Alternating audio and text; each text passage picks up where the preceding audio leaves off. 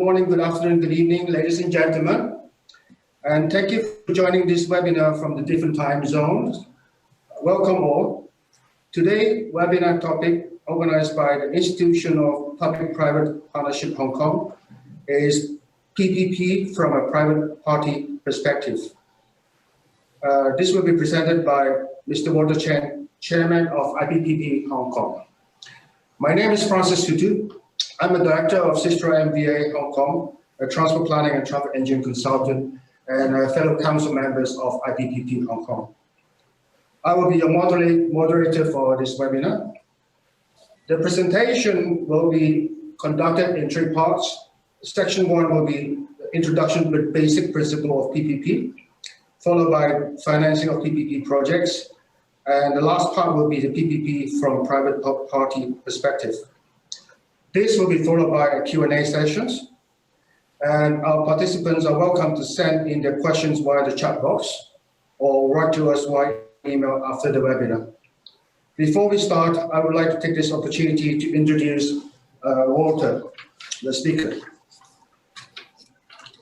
Walter is the chairman of IPPP Hong Kong, advocating to create a platform to our members to maximize the PPP opportunities overseas and China. He's also the managing director of TPMA Consulting and in charge of strategic business planning across Hong Kong, China, Australia, and Southeast Asia. His role has specific focus on pursuing PPP projects in China and overseas and merging and acquisition of engineering consultants in Australia and Singapore. Prior to this, he was the director of GRS Consulting and led the infrastructure group overseeing all the railways, highways, bridges, urban and water infrastructure projects. Walter was the principal editor of the Chinese translation of the PPP certification program guide, called the PPP Guide, which was completed in October 2019. The program guide is managed under APMG, referred to as the PPP certification program created by the Asian Development Bank, the European Bank of Reconstruction and Development, the Inter-American Development Bank, the Islamic Development Bank, the Multilateral Investment Fund, the Public-Private Infrastructure Advisory Facility, and the World Bank Group. Walter is also an accredited CP3 trainer for APMG PPP certification program. Without further ado, I will hand over to Walter to start the presentation. Over to you, Walter, please. Thank you. Thank you, Francis. Thank you very much. Ladies and gentlemen, good afternoon. Welcome to the webinar, Public-Private Partnership. I will talk PPP from the private sector perspective. I'm the chairman of the Institution of Public-Private Partnership in Hong Kong. The objectives of our institution is to promote technical knowledge in relation to public-private partnership. This includes the technical solution, legal solution, and finance solutions of the PPP projects. We encourage discussion among members in the areas of planning, construction, finance, operation, and maintenance of the PPP project. Can I have next slide, please?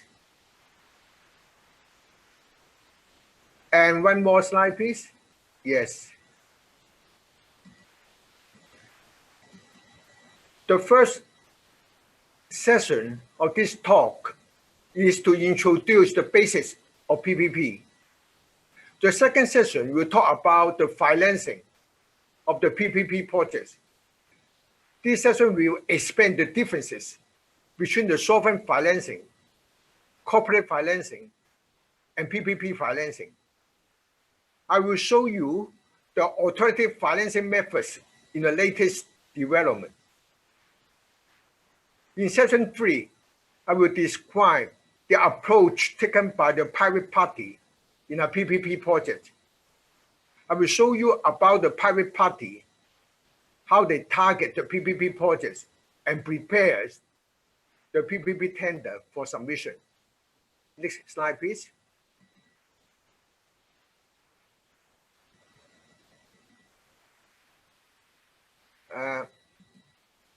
Next, go back to last slide, please. Yeah. While the public and the private sectors have long been collaborating in the development of the infrastructures, however, the concept of public-private partnership only emerged in 1980s. One of the first countries to develop a systematic PPP program was the United Kingdom, with the creation of Private Finance Initiative in 1992. Ever since, PPP contracts have been implemented in the developed countries, which account for a major share of the PPP projects in the whole world. From the year 2000 to the year 2016, member countries of the OECD realized 90% of all the PPP projects in the world, which are mostly social infrastructure projects, such as education, healthcare, or housing. Next slide, please. Question is, what is a PPP? A PPP is a public-private partnership. It's just a method for procuring and delivering public assets, which are public works subject to public use. A public service is provided by a government for use by their citizens. Public services include education, emergency services, defense, and public transportation. And the public assets are divided into two types: economic assets, such as railway and motorway, which can make business activity possible. Social assets, such as hospitals and schools, which accommodate social services. Next slide, please. Followed by another question. What is a definition of PPP? Actually, there's no consensus to the definition in the world. Every country has coined its own terms. It's confusing to the investors and lenders, particularly in cross-country investment. In order to facilitate the communication among all the stakeholders, the World Bank Group promoted the definition of PPP in their PPP guide in the year 2016, 4 years ago. The 5 main features of the definition are: first, there's a long-term contract between public and private parties. Second, the construction and the long-term management of the assets have to be bundled together into one contract. Third, there's a significant risk transferred to the private party over the life cycle of the asset. Fourth, there's a significant private finance risk. Fifth, the private partners' remuneration is linked to their performance. This definition is intended to capture 2 main types of privately funded or privately financed PPPs. PPPs whose revenues are based on user payments, and those whose revenues are based on government payments. Next slide, please. On this slide, it shows a spectrum of private participation in the public infrastructure and services. From the left to the right, the extreme left is more public control. The extreme right is more private control project. Circle number 1 from the left is just a short-term management contract. For example, a road maintenance contract for 2 years. And follow on, circle number 2 is just the traditional construction contract, design and build contract. And circle number 3, DBF is a design, build, finance contract, and repay after construction. DBF is also called BT contract in China, which is now banned, cannot be used. Number 4, PPP long-term service contract, for example, a 10 years water supply services contract. 5, DBOM contract is a PPP design, build, operate, maintain contract, which is government finance, like the Hong Kong Kaitai Sports Park contract at the moment. Number 6, 30 years concession to operate a toll road in upfront fee paid to the government is a PPP long-term management contract. Number 7 and number 8 are the DBFOM contracts for government pay and the user pay, which are promoted by the World Bank. Number 9, under a grant of public land, we can use the land for the development and operation of a port for 99 years. The last one is for, say, the regulated telecom industry and also the electricity supply under regulation. Next slide, please. Next slide, please. Next slide, please. Yes, thank you. On this slide, it shows a user pay PPP model. This model is to finance, deliver, and manage the infrastructure. It is called a DBFOM contract, in which the finance is private and the source of revenue is mainly come from the users. This contract, as opposed to the traditional procurement, the private party will not only construct the works, but will also operate and maintain the asset under a long-term contract. The private party will cover the investment at the risk from the user payments. The private party will remain the economic owner of the assets during the concession contract. This means that the private party will have to maintain and renew the asset at their own expense without the ability to make claims on the public party. So I just give you the basis of all the PPP.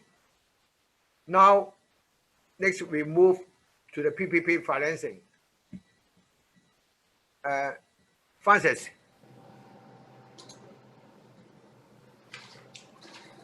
Thank you, Walter, for sharing with us this in-depth understanding of the basic types of PPP. To all participants, please post your questions in the chat box, and we will address this during the Q&A sessions at the end of the presentations. Over to you, Walter, for the part 2, please. Thank you. Okay, thank you, Francis. I continue. Infrastructure investment is very important for any economies in the world. But infrastructure are also very capital intensive. Let's see how we get the infrastructure financing. Next slide, please. Infrastructure financing can be raised from a government, a corporation, or a project. The largest pool of financing raised in the world is sovereign financing. This is financing raised by government. Typically, this is the cheapest financing, but may not always be available to the infrastructure because government has many priorities. The second, smaller pool of financing is corporate financing. This is financing raised based on the financial strength of the company. The benefit of corporate finance is the cost of funding will be typically lower than the cost of funding through the project finance. It is also less complicated than project finance. The last pool of financing is called project financing. It is based on the financial strength of the project. Project financing is also known as limited recourse or non-recourse financing. Project financing normally takes the form of limited recourse financing to a SPV, special purpose vehicle. Next slide, please. Remember, PPPs are not considered as financing mechanism. PPP is just a project delivery mechanism which transfers the risk to the private sector. PPP financing is typically more expensive than sovereign and corporate financing because the investor's only recourse for payment is the project. Project companies access financing based on the financial strength of the project. There are 4 types of private financial instruments: stocks, loans, bonds, and leasing. And what are these instruments? Next slide, please. The first instrument we discuss are stocks. Everybody knows a stock is just a share in the ownership of the company. When a company issues stocks, it is selling a share of itself in exchange for cash. Investors buy the stock in anticipation of getting dividends. But in bankrupt, loans and bonds are paid before the owners of the stocks. So the stocks are the highest risk of financing instrument for investors. They typically also have the highest return. For infrastructure projects, it is common to issue the IPO.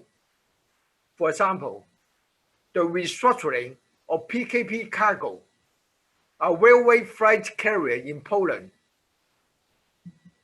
In October 2013, PKP Group made an IPO of 50% of the shares of the PKP Cargo on the Warsaw Stock Exchange. With that IPO and a subsequent sale of another 17% of the stock, PKP Cargo was able to raise $620 million of private financing. It was the largest and the most successful IPO of a state-owned company in the world. Next slide, please. Now let's have a closer look at loans. In a loan, a company initially borrows an amount of money from the lender, called the principal, and is obligated to pay back that amount of money plus interest to the lender at a later date. The payment profile of a loan will vary depending on whether the principal is paid back on a mortgage basis, meaning as equal payments over the loan life, or with equal principal installments, or with one payment at the end of the loan called a balloon payment. The conventional scheme for project loans is a long-term loan. However, the private party may opt for short-term loans with the aim of refinancing it at term. Short-term Loans are also called mini-perm when they are structured under the project finance rather than being a loan fully guaranteed by the sponsor. Next slide, please. Now let's move on to the bonds as financial instruments.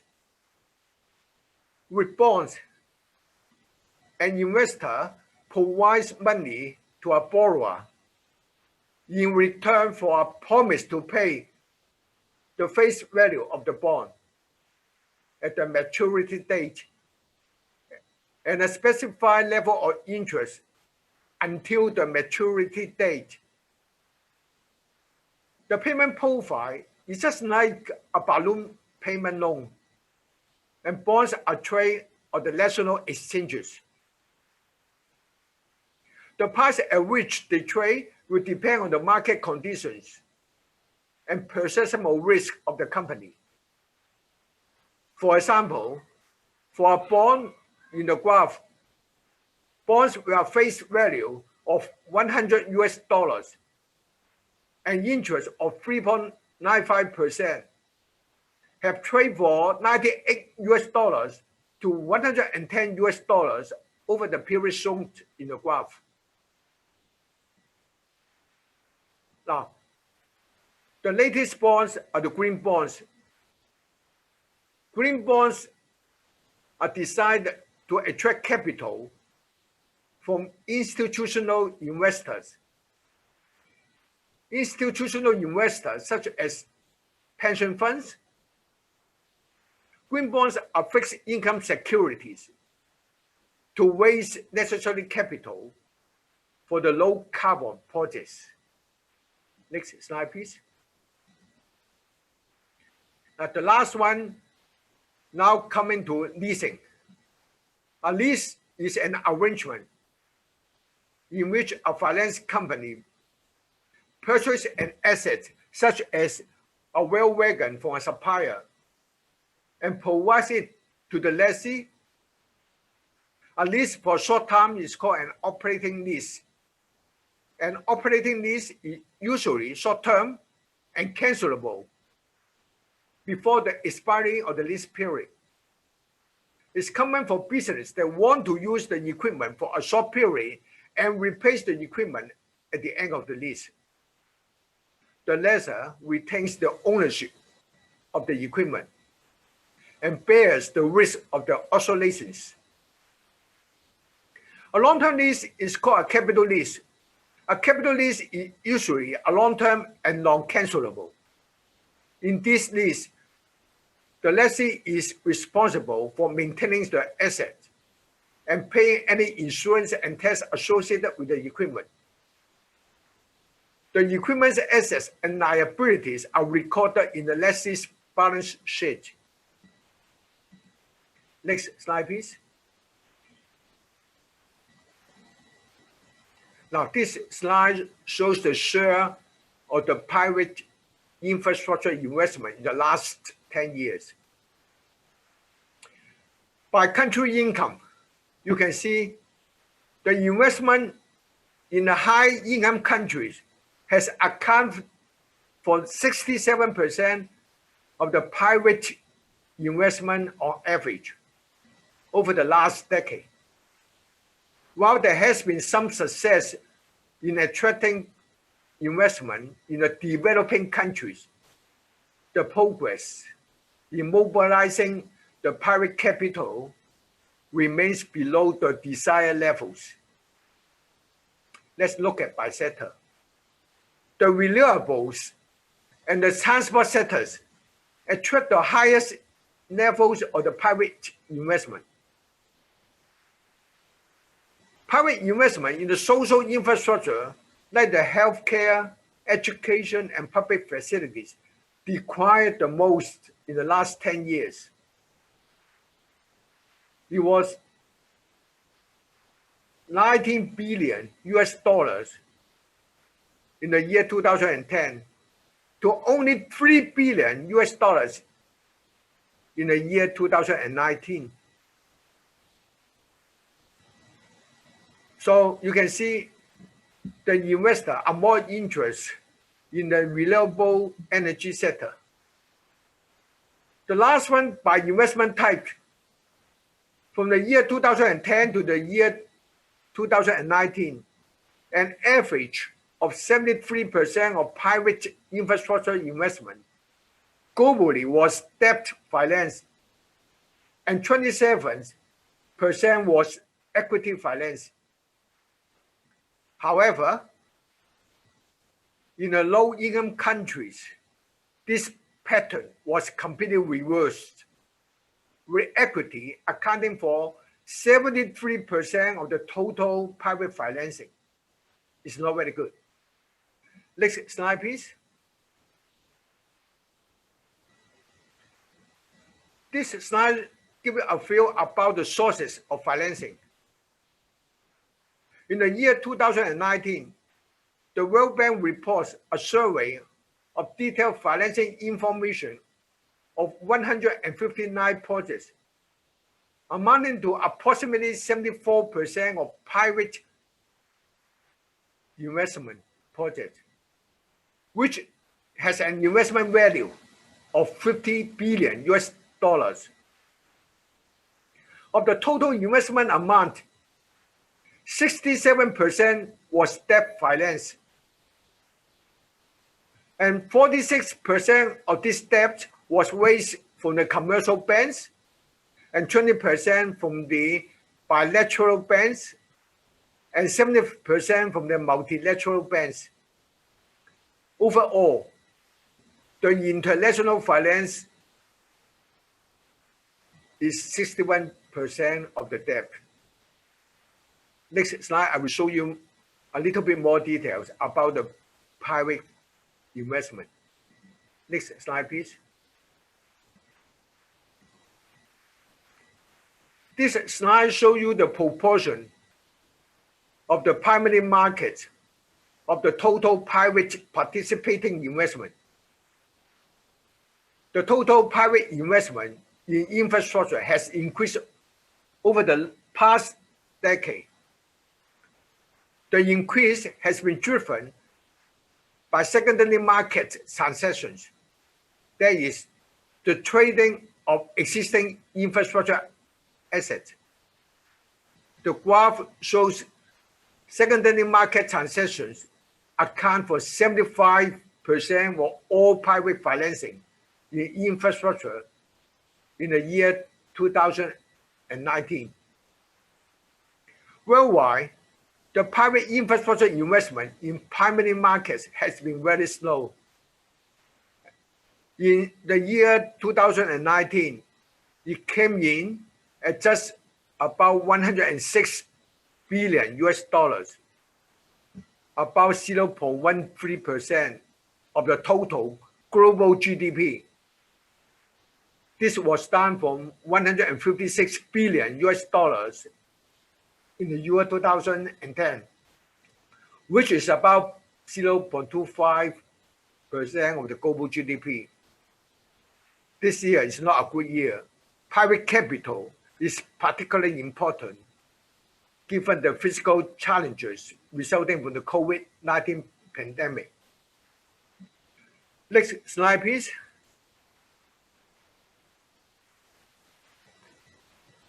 This is an alternative financing model in India, which are used to attract private investments. Real estate investment trusts and infrastructure investment trusts are the investment vehicles for the infrastructure and the real estate sectors in India. The Securities Exchange Board of India has devised detailed guidelines governing the markets for investment. Regulations governing the risk and in-risk were introduced in India in the year 2014, 6 years ago. They define the eligibility of the sponsor, the manager of the trust, and the trustee. They define the investment conditions, such as the ratio of the value of the income-generating assets They also give guidelines on the requirements with respect to the distribution of dividends, minimum capital required for an IPO, listing requirements, and key responsibilities of the parties to the trust, the risk and the in-risk, facilitate the developers or say sponsors in terms of the liquidity, and increase in the exit and the entry opportunities for the developers, asset owners, and the financial investors, enabling them to monetize their assets.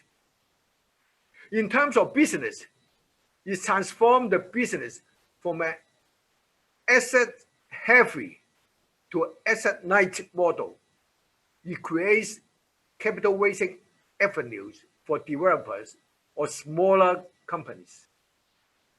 Next slide, please.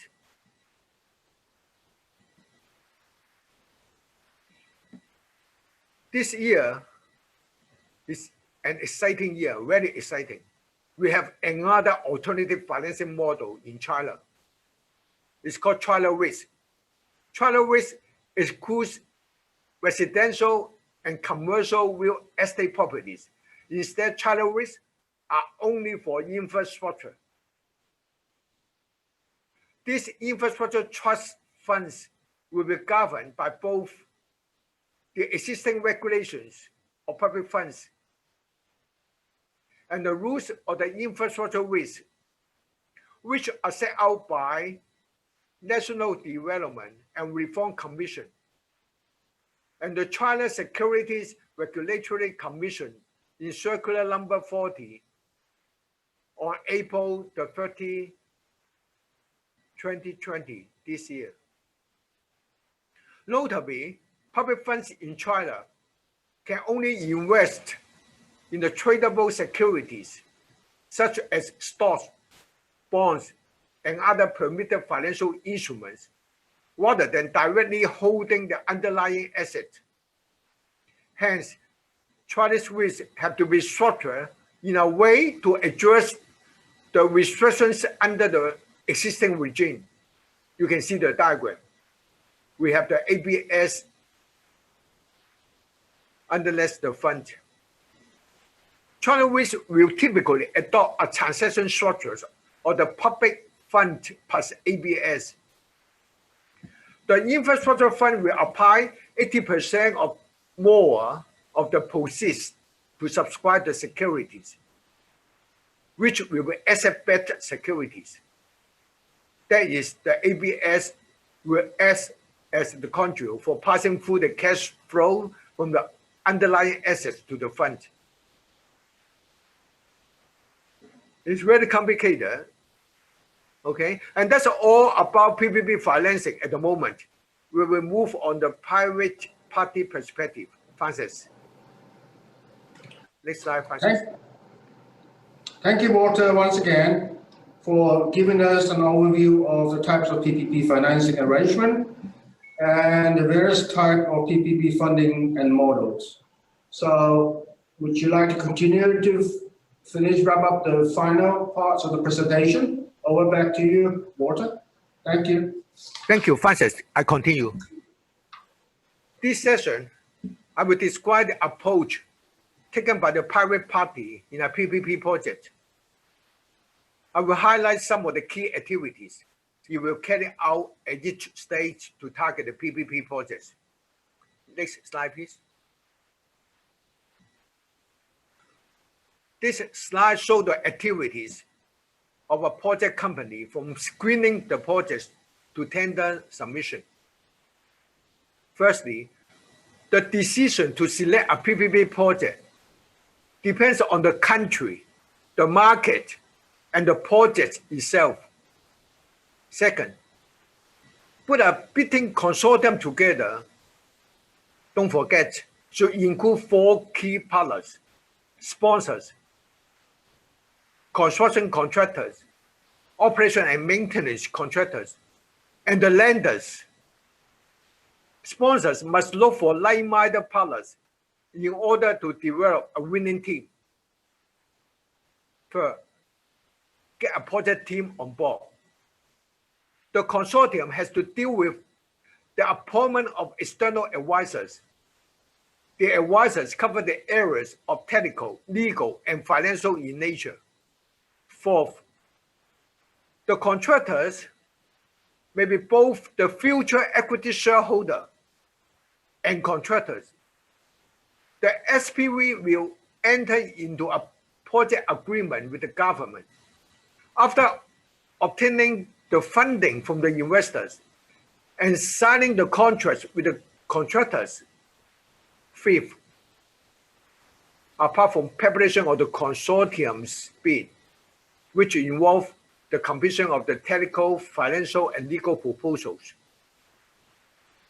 the consortium will also agree to the matrix of the contracts that will be entered into between the project parties, assuming that the project is awarded to the consortium. Finally, after the bid preparation, the investors must carry out the project's due diligence to decide whether or not to proceed with the submission. Next slide, please.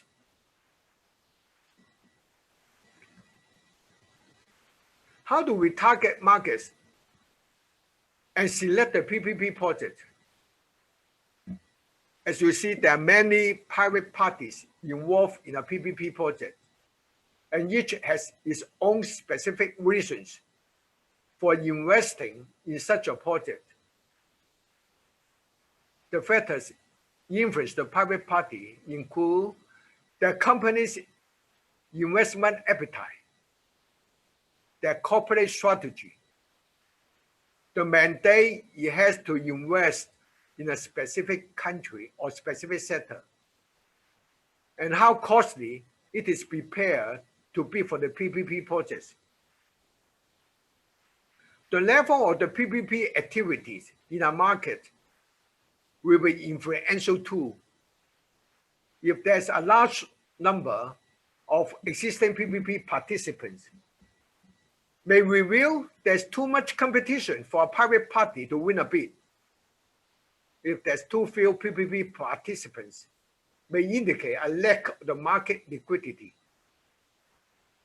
Each private party will have different perspective as to what is the right investment for it. Some will be looking for a long-term investment. A 20 to 30 years term will be highly attractive to them, like the O&M contractor. Others, such as construction contractor, may prefer to invest in a short term only to manage the design and construction of the PPP project and exit after the PPP project completed. Finally, at the time a private party takes the decision to invest in a PPP project, you will also have an idea of how long it will remain committed to the PPP project and when it will exit. Next slide, please. Now, who will be the consortium members and who will be the shareholders of the SPV? As said, the consortium members will typically include sponsor, construction contractor, O&M contractor, and an identified lender as key private partners. They bid together on an exclusive basis. The sponsor will assume a leading role in the PPP project. However, some project sponsors will not want to have an active role, so that they just be the equity investors. The contractor is the party that will be responsible for designing, building, and commissioning the PPP project asset. In some cases, the construction contractor may also be a sponsor. However, it has been the practice for the construction contractor to exit the consortium once the PPP project is built and fully operational. During the PPP project stage, the contractor will provide the main technical as well as the construction price, the CapEx. The O&M contractor will be responsible for the operating and maintaining the PPP project asset over its life cycle. At the bidding stage, the O&M team will provide the technical related to O&M as well as the price regarding the operational expenditure. Finally, the lender, the party responsible for arranging the debt, may be a consortium party. However, unlike other consortium members, it will not be an equity participant. Next slide, please.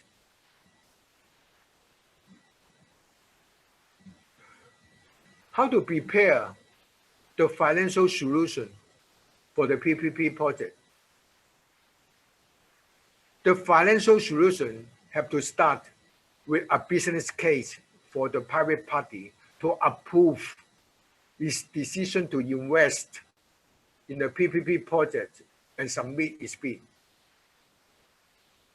The financial solution will set out the private party's financial strategy and financial structures of the PPP projects. For example, the optimum mix of the debt and the equity.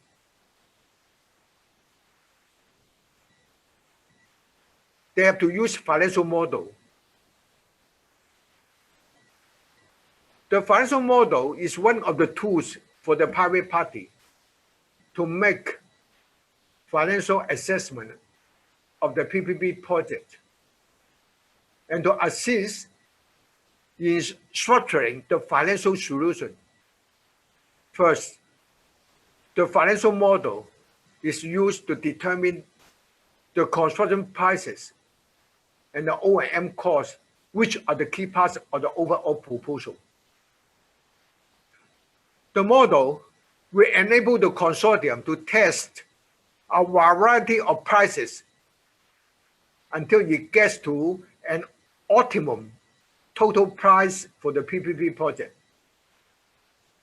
Second, use the financial model to test the financial structures and so determine the type of the PPP project financing to be used for the consortium. The financial model will therefore run all the test scenarios. Lastly, the financial model will also enable the procuring authority, the government, to carry out a robust assessment of the consortium's costs and the revenues. Next slide, please.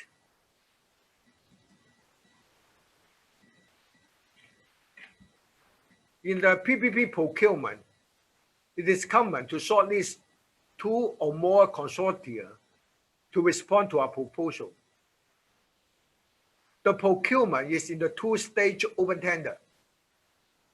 A shortlisting of proponents is carried out at the expression of interest stage, and the RFP is issued to the shortlisted qualified bidders. Qualified bidders are then invited to propose. In a 2-stage process, as in the slide, the stages may be described as follows. 1, the first one, advertise the tender and issue the RFQ, request for qualification.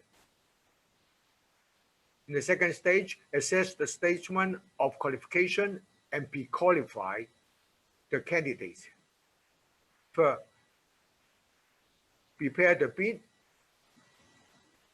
Fourth, the government evaluate the proposals.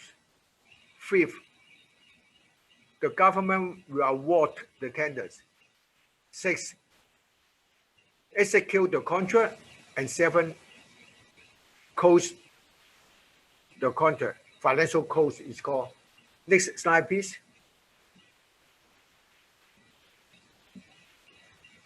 During the proposal bidding stage, it is common for the PPP procurement to have various interaction process. An interactive process is very different to the standard open tender process. The RFP document is discussed or clarified through the interaction during the bid preparation stage. The competitive dialogue process has started after the selection of the shortlist candidates. The dialogue process takes place from the invitation to engage in dialogue to the proposal submission. In this slide, you can see it illustrates the competitive dialogue process used in the EU, in the European Union. The main difference between the EU and the highly interactive process used in Australia and in New Zealand is that in the EU, the RFP document and the contract may evolve progressively through the dialogue process. In Australia, the interaction process focuses less on changing the RFP document or the contract and more on enabling bidders to progressively develop their bids, and they receive feedback from the government as they are preparing the proposal. Dialogues and interactive process work best in a mature PPP markets and may be difficult to implement in some developing countries. Next slide, please. The last stage in the tendering are the common and the commercial close and the financial close. Commercial close means at this point, all the significant commercial issues between the procuring authority and the consortium have been agreed. However, at the commercial close stage, the SPV has to be formed and the PPP project funding needs to be finalized. It is not necessary for the commercial close and the financial close to take place simultaneously. The financial close can happen some months after commercial close. A project is set to reach financial close when all the project documentation has been signed. All the preconditions attached to the PPP project's financings have been met, and all the PPP project funding becomes available. Generally, preconditions can be divided into three types. First, to satisfy the procuring authority preconditions. Second, to satisfy the SPV preconditions. For example, formation of the SPV, provision of board minutes authorizing the entering into PPP project, and provision of the required securities from the SPV. Last one, to satisfy all the lender preconditions, such as internal approval by its investment committee and entering into the funding swap. Commercial close and financial close involve a very intensive period of activity for all the parties. All the project commercial issues and documents need to be finalized. Next slide, please. Now, finally, Let us look at the global private investment. Oxford Economics has carried out a global infrastructure outlook in the year 2017. The infrastructure investment gap is proportionate, the largest for the Americas and Africa, not Asia. Asia will dominate the global infrastructure market in the years ahead. Asia accounts for some 54% of the global infrastructure investment needs to the year 2040, compared to 22% only for the Americas, the next largest region. In fact, just 4 countries account for more than half of the global infrastructure investment requirements to the year 2040. You know who are they? They are China, the US, India, and Japan. China alone is estimated to account for 30% of the global infrastructure needs. Next slide, please. They estimate the global infrastructure investment needs to be about $94 trillion between the year 2016 and the year 2040, and is an average of $3.7 trillion per year. This is 19% higher than would be delivered under the current trends. You can see the financial gap is at $15 trillion to the year 2040, which is about $600 billion per year. Also, meeting the UN Sustainable Development Goals for universal access to drinking water, sanitation, and electricity by the year 2030 increases the global infrastructure needs by a further $3.5 trillion by the year 2030.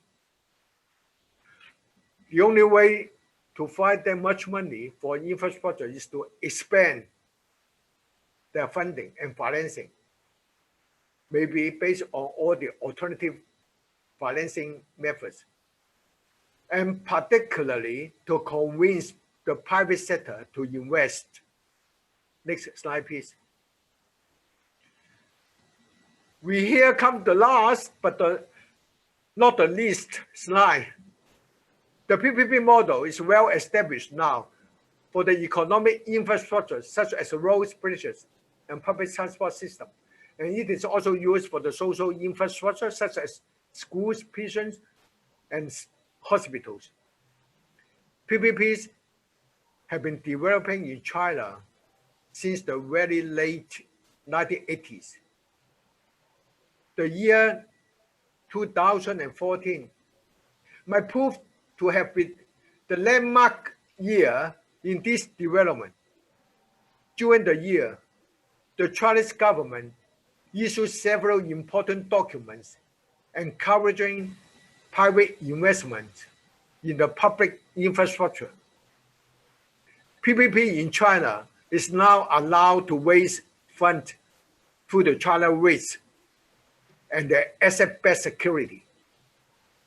By August 2020, this year, 9,746 PPP projects were reported by China PPP Center, with a total investment at about 15 trillion yuan, China yuan.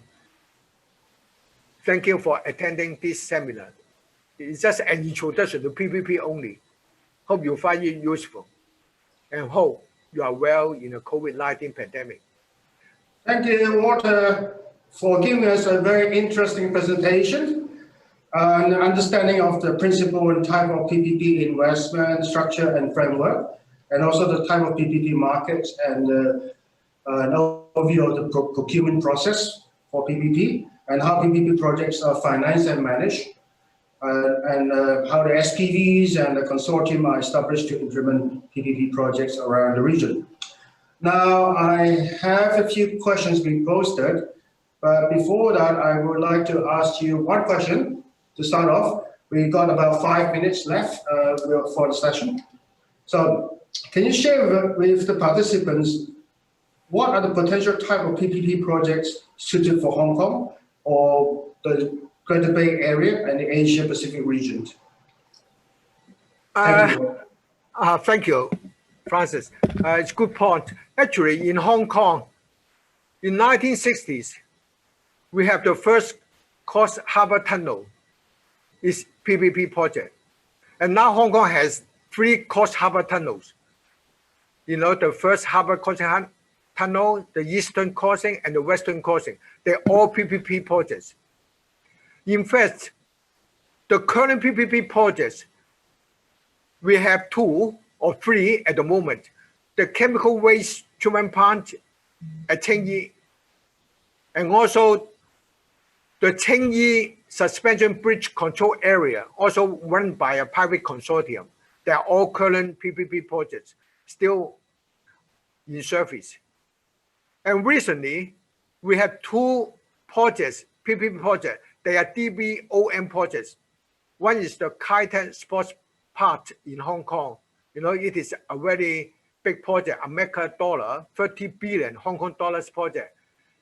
It's a multi-purpose sports venue. And the other one is the incinerator at Guizhou. It's also a multi-billion project. It's also a DBOM project at the moment. So that's what I can tell you Hong Kong at the moment, Francis.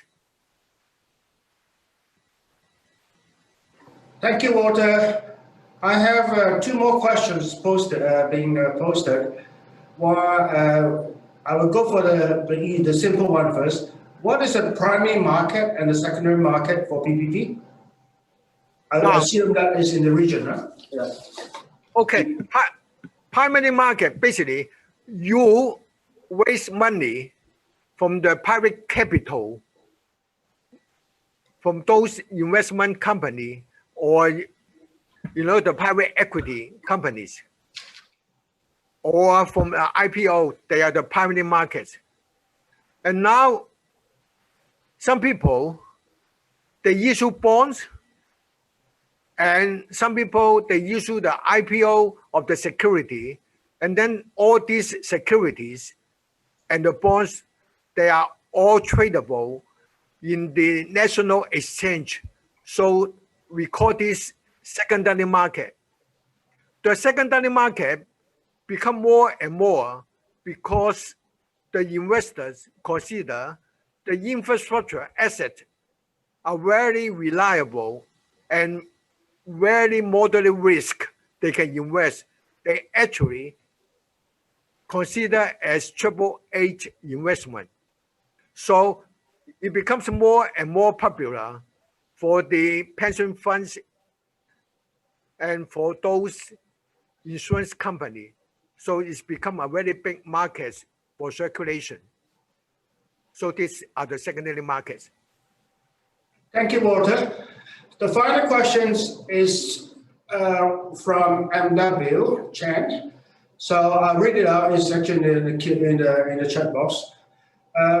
Professor Lalix from Oxford University at the IPP lecture held about 1.5 years ago at PolyU discussed the importance of people, the extra P in the PPP formula. Do you think that this extra P can be incorporated into the, say, InBIT or China latest REIT approach for infrastructure and possibly be applicable to Hong Kong government major reclamation initiatives? I presume this is talking about the Lantau Vision tomorrow. Well, it's a very, very good question or attractive question. It's difficult to... It's the extra P. Yes, okay. I try to use the word extra P. I remember professor from the Oxford University, they want to use 4P instead of 3P. 4P means to get the community involved as well, because the community is a very important stakeholder. If the community is not happy with the project, your project actually cannot fly. So the professor advised you better change from 3P to 4P. But nowadays, as you see in India and China, it's already create another alternative funding method, alternative financing. That financing automatically involve the general public, the community. So the community definitely are the stakeholder and the investor. They will be interested. So in future, we have to involve the community as well, and the disclosure of the PPP information becomes more and more important. So the 4P actually is starting in Australia already. So you can go to the website and check all the information about the money they raise, the recognition they have, the report they done, all this, okay? So 4P is coming. Thank you, Walter. As we're running out of time now, it's just on the spot. I think our timing was just 1 minute, kind of exceeded by 1 minute. So before we conclude this webinar, can I have the next slide, please? If you're interested to know more about IPPP Hong Kong and the future events that we will be conducting, or you would like to join us, please contact us via the email or visit our website by scanning the QR codes as shown on the screen. So I would like to take this opportunity to thank you very much for attending this webinar once again. And goodbye, and stay safe and see you soon. Thank you all. Thank you, Walter. Thank you very much. Thank you, everybody.